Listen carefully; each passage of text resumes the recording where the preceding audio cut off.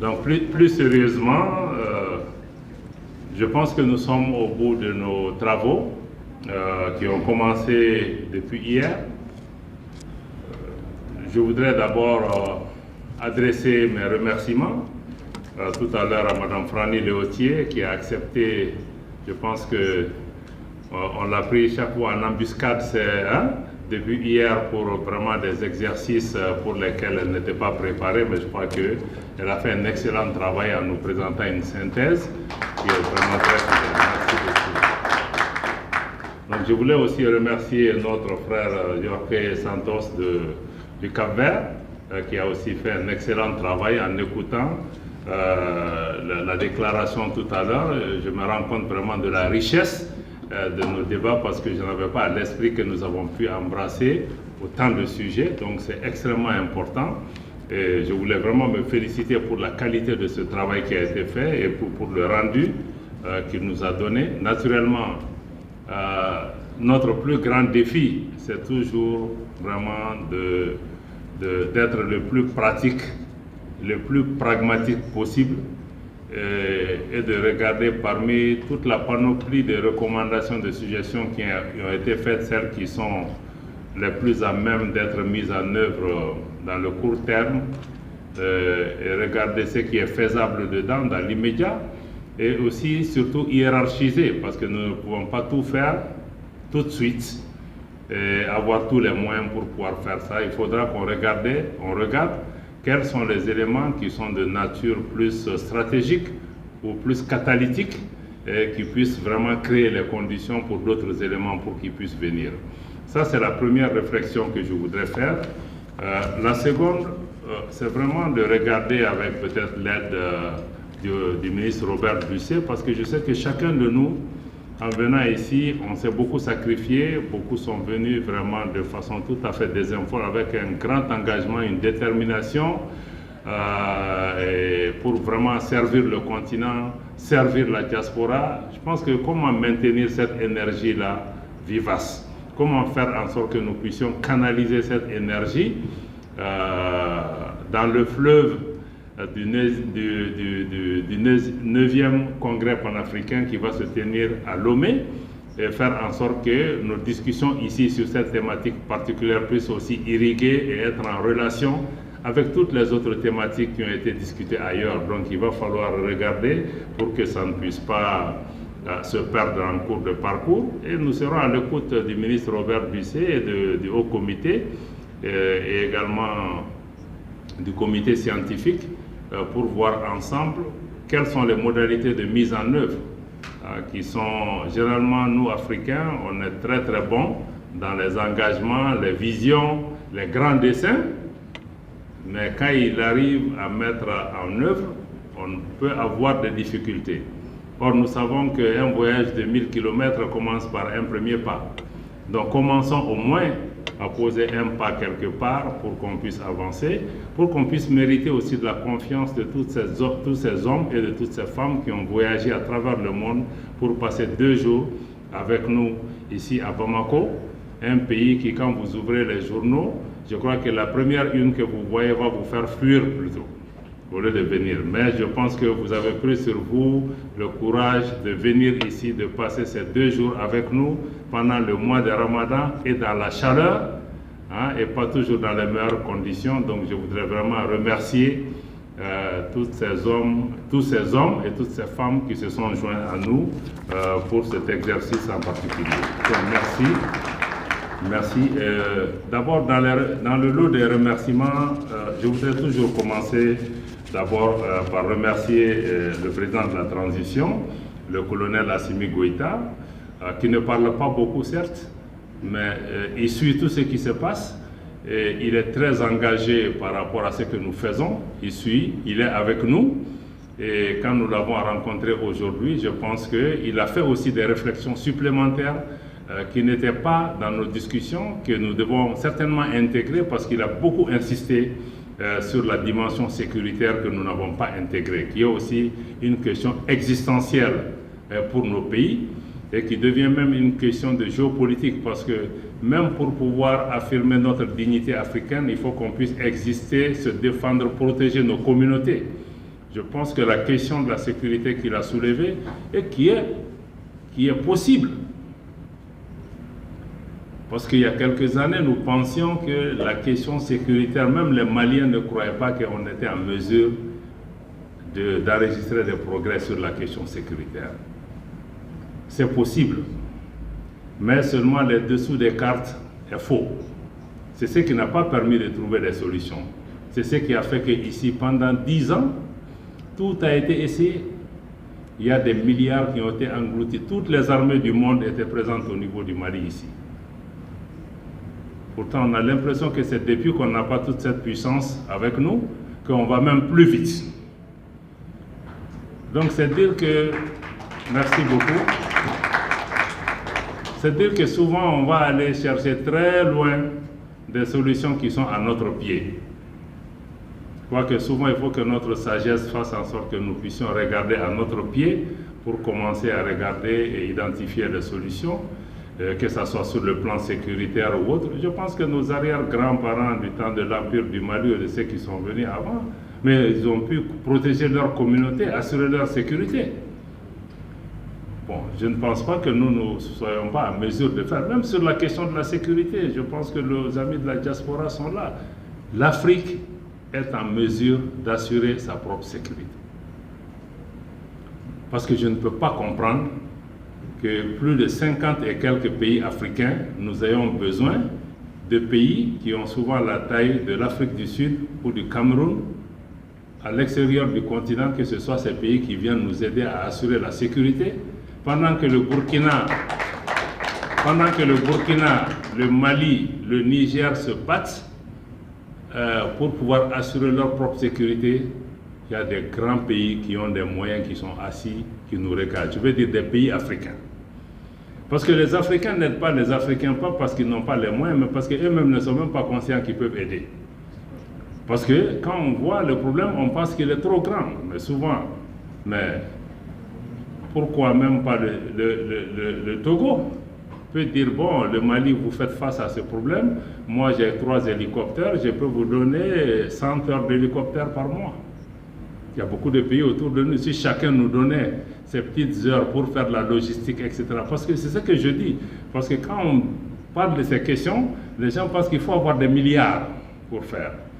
Donc, le soutien qu'on donne, c'est pas ça. Moi, je pense que c'est ça qu'il nous a donné cette réflexion aujourd'hui sur la question de la sécurité.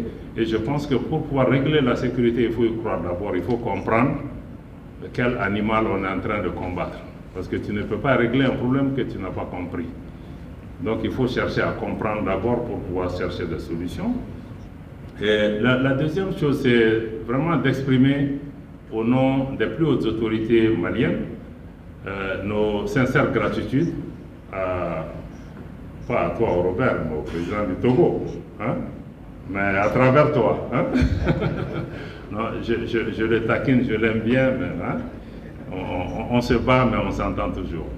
Donc je voudrais vraiment plus sérieusement adresser nos plus sincères appréciations au président Faure Essosima Gnassingbé. On ne le dit pas souvent, parce que le Mali a traversé des phases extrêmement difficiles. Et dans ces phases difficiles, il y a des moments où on était tout seul. Vraiment tout seul. Et je crois que le Togo a été parmi les premiers pays qui nous ont permis de nous faire entendre, de nous faire comprendre. Et souvent, quand le Togo est avec nous, ce n'est pas qu'il nous amène de grandes solutions, mais souvent, il nous donne la considération. Il nous écoute.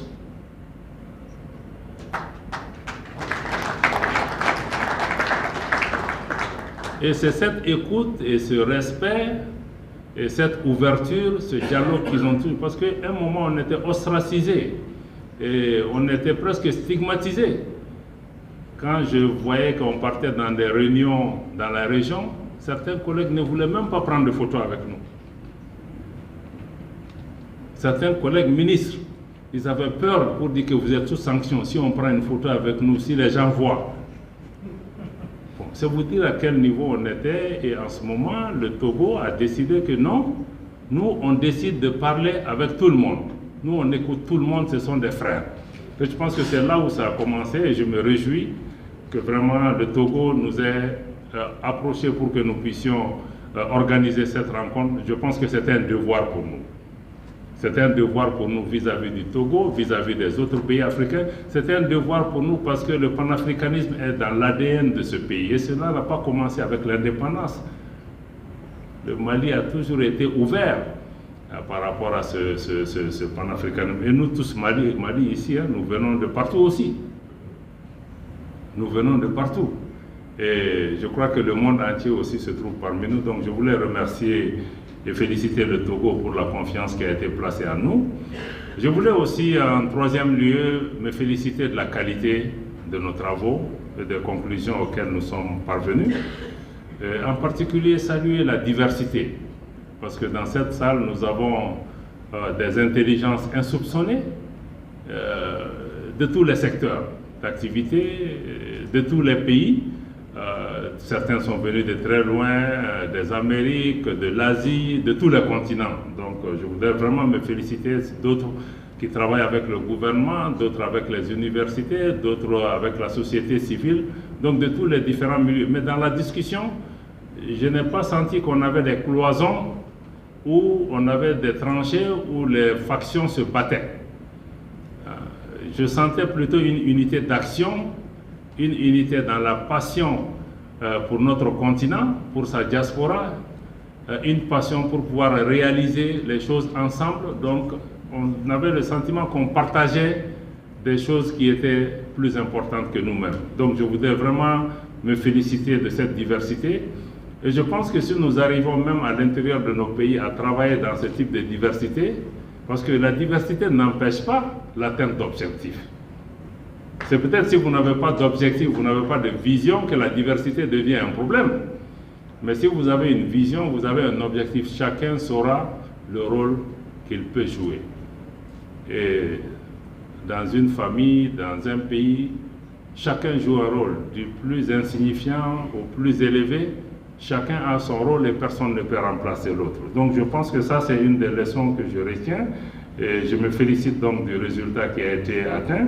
Et j'avoue que je vous salue aussi pour la solidarité et vraiment l'empathie que j'ai sentie au cours de nos discussions vis-à-vis du Mali, de la dynamique de la refondation qui a été engagée. Parce que pendant longtemps, les gens n'ont pas compris que le problème qui se passe au Mali n'est pas juste un problème de dire qu'il y a eu un coup d'État, il faut organiser des élections, il faut revenir dans un régime constitutionnel normal. On s'est battu pendant des années. Il y a quelques années, moi-même, Franny Léautier, si c'est pour parler de démocratie, ce pays était un flambeau ou un porte-flambeau de la démocratie sur le continent africain. Avec Franny, quand elle était vice-présidente de la Banque mondiale ou l'Institut de la Banque mondiale, moi j'étais ambassadeur à Washington. Nous avons organisé ici, le Mali était président de Convening Group, la communauté de démocratie qui regroupait 147 pays. Il y avait un petit club de 15 pays qui dirigeait cette organisation dans le Mali et nous avons organisé ça ici et la thématique c'était sur la démocratie et le développement. Et c'est dire que nous avons trébuché, mais tous les pays qui se croient champions de la démocratie peuvent trébucher parce que d'ailleurs à côté de nous on a vu certains qui se croyaient des champions de la démocratie, on a vu que ça ne marche pas toujours comme ça. Donc pour que vous êtes là aussi pour que vous compreniez que le problème du Mali n'est pas un problème de dire que ce pays refuse la démocratie ou refuse les élections. Parce que c'est qu'il y a aussi, le Mali est aussi entré dans une guerre de libération, d'émancipation, de se défaire d'une domination toxique qui nous empêche d'avancer. Et la démocratie, tout ça, c'est utilisé comme des moyens pour perpétuer un système ancien que nous avons rejeté. Je pense que c'est ce qui a compliqué la transition malienne, où nous sommes devenus une des transitions que les gens veulent abattre plutôt. Parce qu'il y a certains qui sont adulés, hein, il y a d'autres qu'on veut dégager, mais ce n'est pas la démocratie est bien pour nous tous. Mais pour avoir la démocratie, il faut d'abord avoir un État. Pour avoir un État, il faut déjà pouvoir assurer un minimum de sécurité, sécurité économique, sécurité sécuritaire si vous voulez, pour nos populations, mais c'est de ça que nous parlions. Un pays qui n'est pas un État ne peut pas être démocratique. Seul un État peut organiser un système démocratique. Quand je dis un État, il y a plusieurs composantes dans un État. Donc c'est ça le problème du Mali.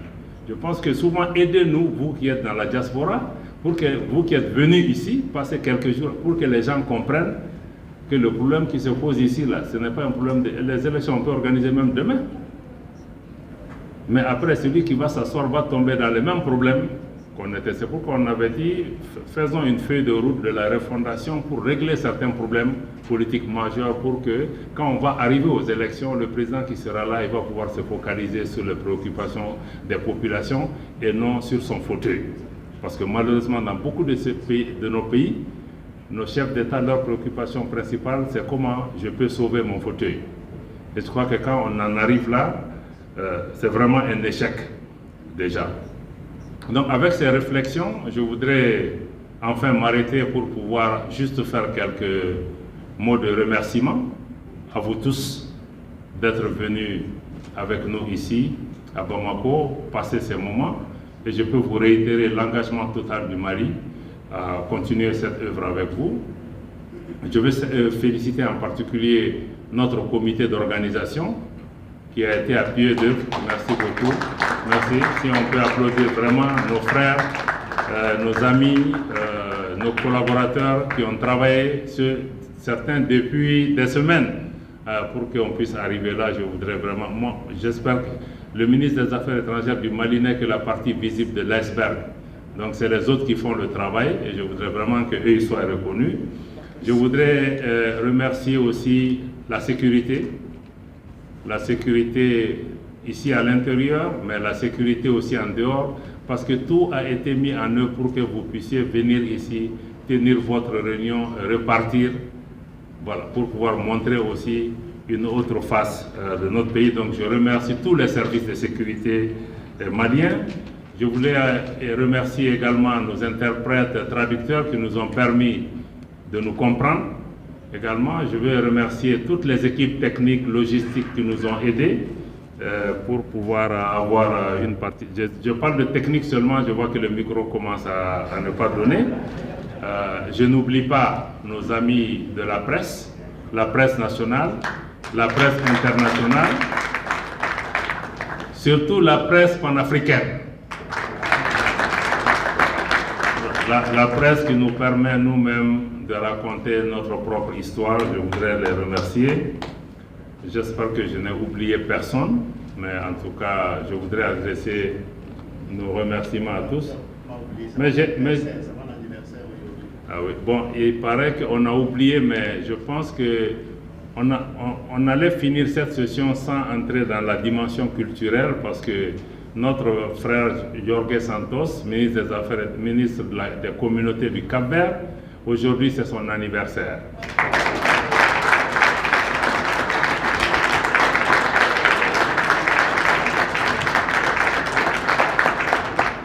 Ce n'est pas fini, il m'a dit que les applaudissements ne sont pas suffisants, il veut qu'on chante pour lui. To you, happy birthday to you, happy birthday to you, happy birthday to you. Merci infiniment. Je pense que c'est le meilleur anniversaire qu'on puisse avoir en tant que ministre chargé des questions de diaspora, en ce jour particulier, d'avoir tous ces quotas de la diaspora et des afro-descendants pour non seulement t'applaudir, mais aussi chanter pour toi. Voilà, donc je pense qu'on a tout fait. Merci infiniment à tous. Je voudrais souhaiter à ceux qui partent bon retour dans vos foyers, dans la sécurité et dans la paix. Et pour ceux qui voudraient rester aussi quelques jours au Mali, vous êtes chez vous. J'espère que beaucoup iront aussi au marché pour pouvoir acquérir des biens culturels, des tissus ou autres du Mali. Donc on m'a dit que j'ai oublié de remercier l'hôtel. Voilà.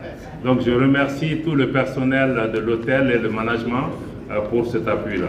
Donc Robert, j'ai parlé moins d'une heure, donc je pense que j'ai fait une performance extraordinaire. Merci beaucoup et c'est la fin. Merci.